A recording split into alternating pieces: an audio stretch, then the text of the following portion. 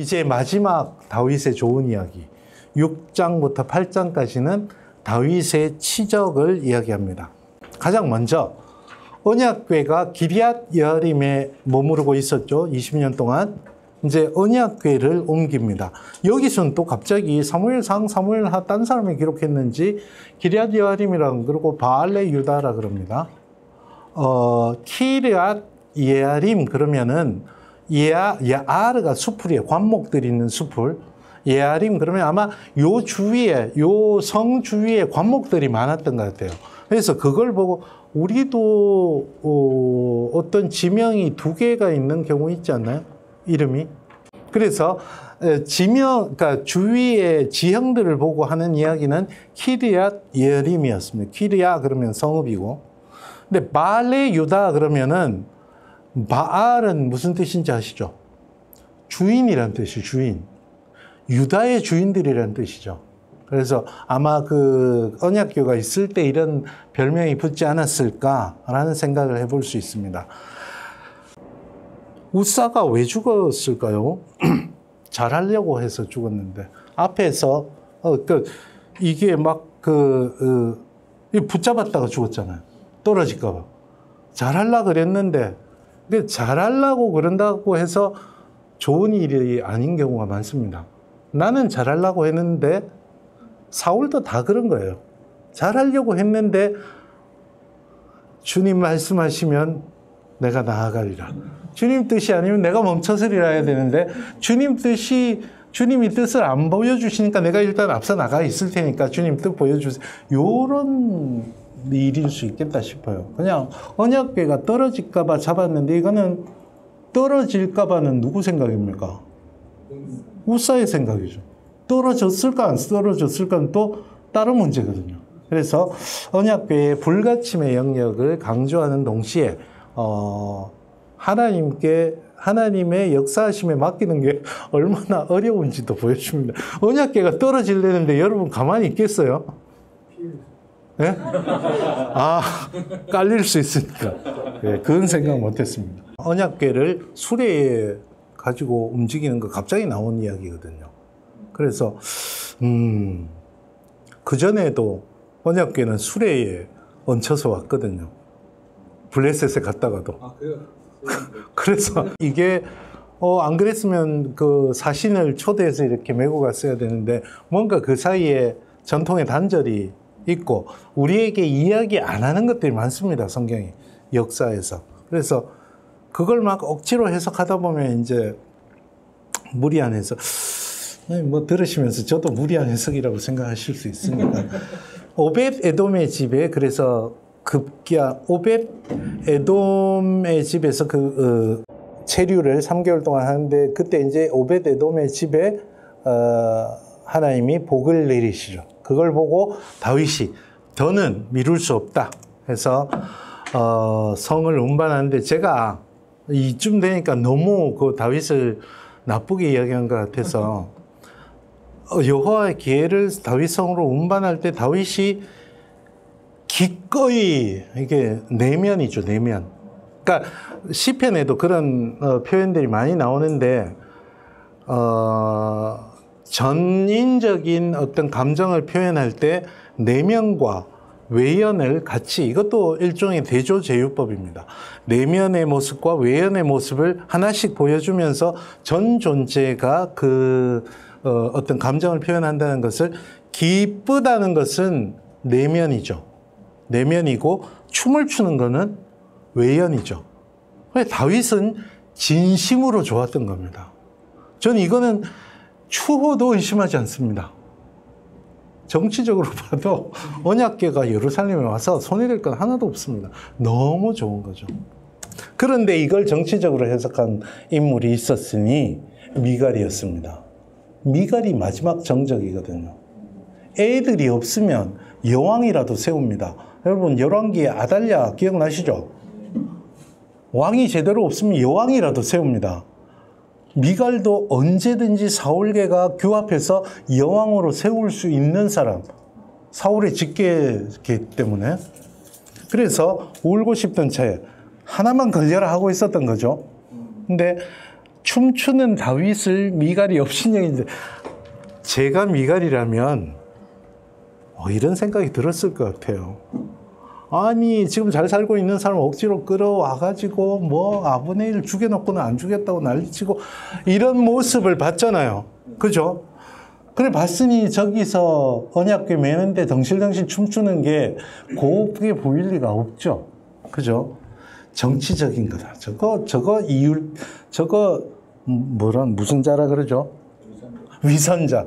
요즘 단어가 생각이 안 나요. 위선자 이러고 보고 있다가 이제 요게 이제 여러분이 본문을 잘 이해를 해야 되는데, 제 몸을 드러내셨군요, 내셨더군요 라는 것이 에봇을 입었으니까 속에 아무것도 안 입었다, 여러분 이렇게 알고 계셨죠.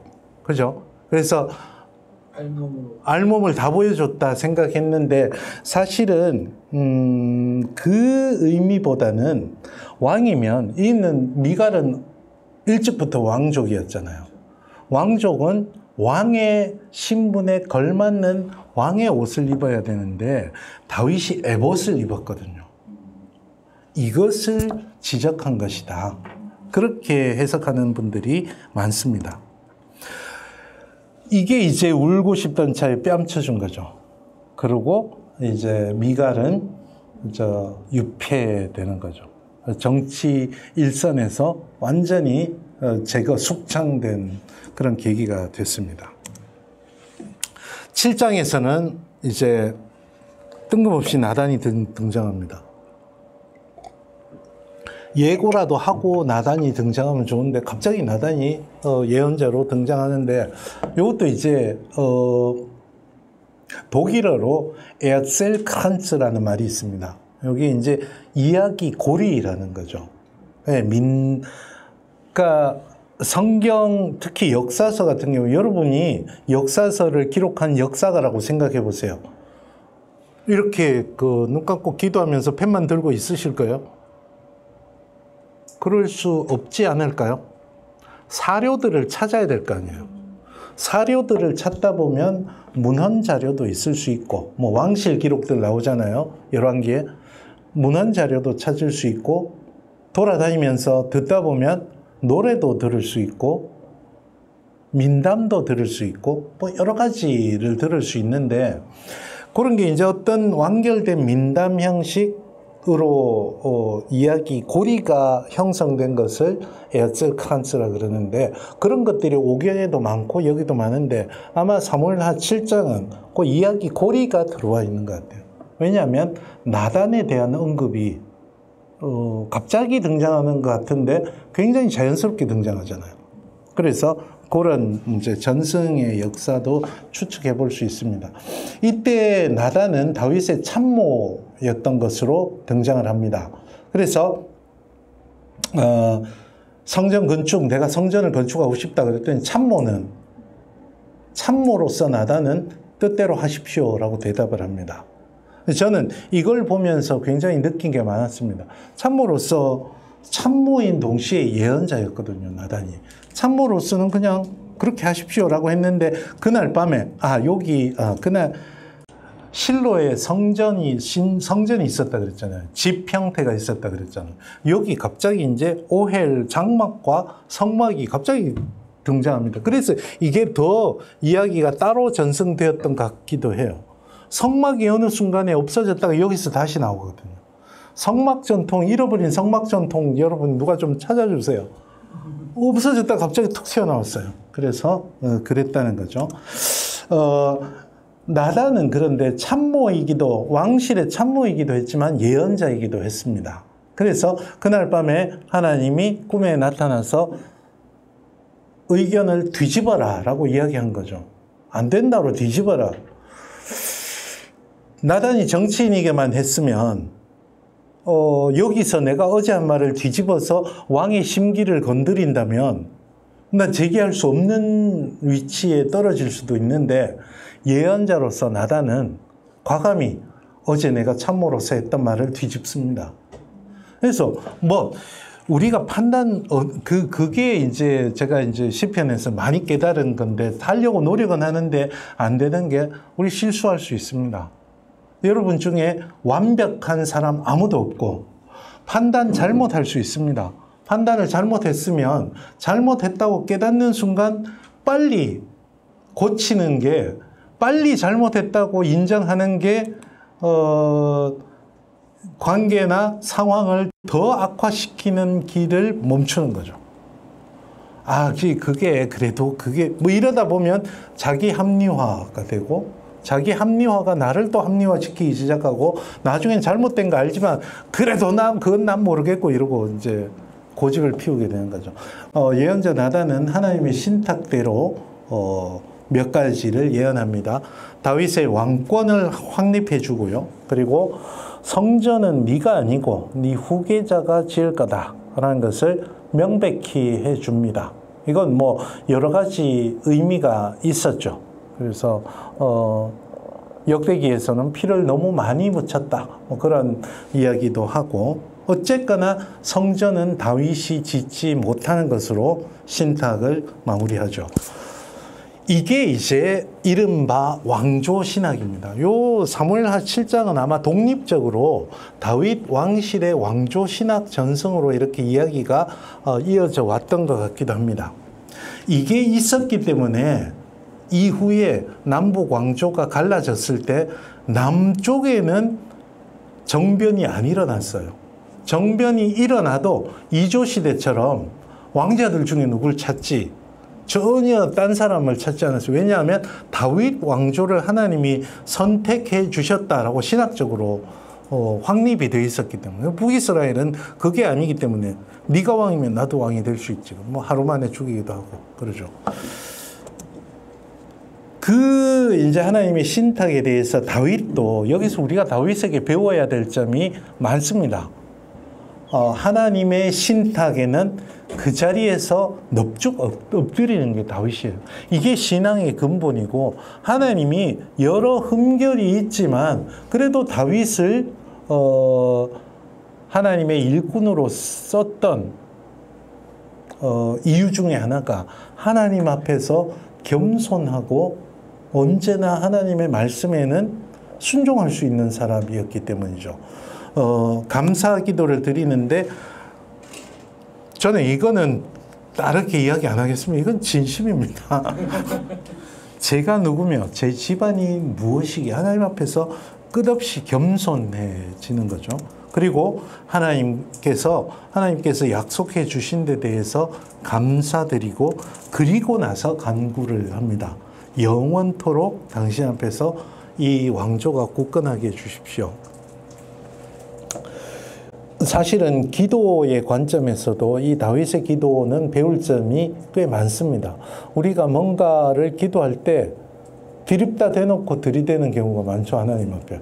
물론 너무 괴로우면 만약에 우리가 뭘 하다 어제 손가락을 다쳤는데, 손가락에 이게 살점이 뜯어져서 이게 뭐라 그러죠? 아픈 걸 뭐라 통증 반응이 일어나서, 그래서 어떻게 좀 이런 이야기 안 나오죠?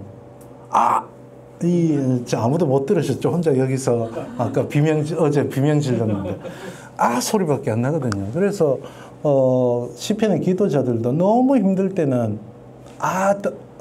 람마 아도나이, 왜 주님 나한테 이런, 하나님은 도대체 어디 계십니까? 라는 이야기도. 하나님은 아주 너무 멀리 계셔서 내 목소리가 안 들립니까? 아니면 하나님 사람들이 너무 많으셔서 날 잊으셨습니까? 이런 말도 안 되죠. 이 역설적인 질문을 하는 거죠. 너무 고통스럽기 때문에. 그러나 이제 그 정도 고통이 아니라면 하나님 앞에서 먼저 겸손해질 필요가 있는 거죠. 사실은 그런 고통, 그런 지난번에 이야기했던 저주 이런 걸 쏟아놓고 나면 하나님 앞에서 겸손해질 수밖에 없거든요. 그리고 나서 하나님께 감사드리고, 그리고 나서 간구하는 모습. 기도의 아주 좋은 모습을 보여주고 있다. 자, 7장은 그렇고요. 이제 좋은 이야기는 끝났습니다. 다윗의 승전과 왕실 신하들. 다윗의 승전 기록이 1절부터 14절 8장에 나오는데, 동서남북 이제 다 점령했다는 이야기를 합니다. 블레셋, 일단 첫 시간에도 말씀을 드렸지만 블레셋이란 해양 민족은 그 팔레스타인 땅에서 기원전 12세기부터 10세기까지 흔적을 남기고 자취를 감췄습니다. 더는 그 이후 유적층에서는 블레셋의 정체성을 발견할 수 있는 유적이 발견되지 않았습니다. 그래서 아마도 다윗 시대에 블레셋이 정리된 것은 어느 정도 역사적인 코어, 히스토리컬 코어가 있는 사실인 것 같다라고 이야기할 수 있습니다. 그 다음에 동쪽으로 모압을 점령했다 그랬는데 모압에는 흥미롭게도 점령을 하고 나서 저걸 관용을 베풉니다. 애들을 살려주죠. 그래서 왜 살려줬을까? 왜 가잖아요. 모압에 다윗이 베푼 관용은 인척관계에 있기 때문일 것이다 추측할 수는 있습니다. 그리고 아람과 하맛 3절부터 10절까지 길게 있는데 이건 북쪽 점령이고요. 서쪽, 동쪽, 북쪽 그리고 남쪽. 이거는 잠깐만 서방교회네요. 이게 성호가 서방교회, 동방교회 다른 거 아세요? 서방교회는 왼쪽부터 시작하고 동방교회는 오른쪽부터 시작합니다. 그래서 서방교회 성호, 서동북남 이렇게 아람, 암몬, 아말렉, 에돔 남쪽으로. 그래서 사방을 다 이제 평정을 했다. 그야말로 이제 전제군주제가 확립됐다. 남은 건 뭐다? 왕위 승계밖에 안 남았다. 이런 이야기를 하는 거죠. 그리고 이제 다윗의 신하들이 나옵니다. 나중에 끝에도 나오기 때문에 유임된 사람들 잘 기억하셔야 됩니다. 여기서 나왔다가 나중에 그대로 그 반란들이 다 끝나고 유임되는 사람들이 있습니다. 그 15절에서 다윗을 공평과 정의를 실행한 이상적인 임금이다. 공평과 정의에 대해서 우리가 사실은 기독교인으로서 생각을 좀 깊이 해봐야 될 개념이죠. 공평은 미슈파트입니다. 미슈파트. 미슈파트에 들어있는 단어가 샤파트죠. 샤파트. 판결을 내리다. 그거의 명사형입니다. 판결은 핵심이 뭡니까? 재판의 판결의 핵심은 공정해야죠. 좌로도 우로도 치우치지 않고 그리고 겉모습에 좌우되지 않고 그런 것. 공정, 공평, 그죠? 이런 개념으로 통치자, 지도자들은 그래야 된다는 거죠. 그리고 체다카는 어원적으로 legitimate, 합법성이었습니다. 법치주의의 근간을 흔들면 안 됩니다. 여기서 말하는 법은 하나님의 법, 그리고 왕의 법, 그리고 도리, 뭐 이런 것들을 다 포함하는 거죠. 그래서 이상적인 임금으로 미슈파트와 세다카를 이야기한다. 자, 이제 군사령관은 요압이 임명됩니다. 그리고 사관, 그 사관이 여기 나오죠. 여호사밧이 임명이 되고요. 제사장은 갑자기 또 사독이 등장합니다. 그래서 사독, 여러분 사독에 대해서 좀 이제 사독 계열은 나중에 역대기까지 계속 충돌을 합니다. 정통 아론계와 사독계가 계속 충돌을 하는데 사독계는 근본이 없습니다. 아마도 여부스 이쪽에 있었던 어떤 제사장 집안인 것 같기도 한데 이게 이제 솔로몬 라인을 타죠. 솔로몬 라인을 타고 어쨌든 사독이 갑자기 등장합니다. 그리고 아히멜렉도 등장을 하고요. 서기관은 이건 뭐 행정 담당관이라고 보면 되죠. 스라야가 있고 요 용병들을 기억하셔야 됩니다. 그렛과 블렛의 용병들이 경호원이었던 거죠. 왕실 경호원들. 그 관리로는 브나야가 있었습니다. 마지막에 나오는 게 왕자들을 제사장으로 임명했다. 이게 어렵습니다. 다윗은 유다 지파잖아요. 유다지파인데 아들들이 유다지파죠. 모계를 따라간다 그래도 레위인은 몇 명 되겠습니까? 그런데 제사장으로 임명했다. 이게 어려우니까 70인역에서는 아울 아르카이로 번역을 했어요. 아울레가 공정이고 아르카이, 아르코스가 저거죠. 아르케스가 관리, 우두머리. 그래서 왕실 관리라고 번역을 했습니다. 그래서 역대상에는 이 제사장이라고 번역 안 하고 왕을 모시는 사람들의 우두머리로 번역을 합니다. 그래서 그런데 이제 고대 사회에서는 재정일치의 시대에 왕이나 왕자들이 제위에 직접 관여하는 전통이 있어서 그래서 이 코하님이라는 것이 성경에서 말하는 제사장이라기보다는 고대 전제군주 제도의 왕자들이 맡던 관리 직분을 코하님이라고 했던 그런 전통이 들어와 있지 않을까 그런 생각을 해볼 수 있습니다.